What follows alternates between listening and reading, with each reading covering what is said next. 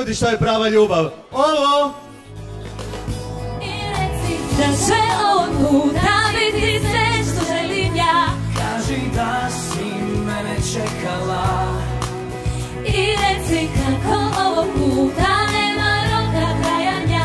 Prava ljubav nije potrošna, nije potrošna.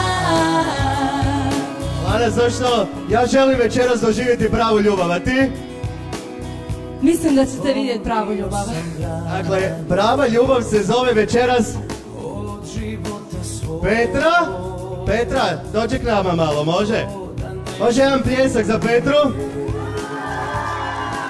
Petra, jesi ti kad doživjela pravu ljubav? Okreni! Jesi?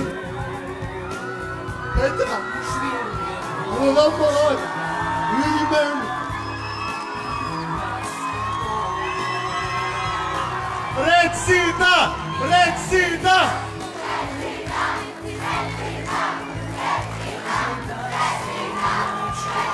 Poljubac veliki! Naime, slušajte ovo, Josip nam je došao iz Australije i ovo je ljubav koja ne poznaje granice, traje već 5 godina. Društvo, Lana, daj dođi, jesmo mi kumovi sad?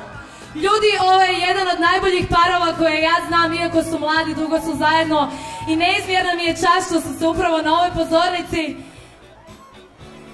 zakunuli na vječnu ljubav. Molim vas jedan veliki aplauz!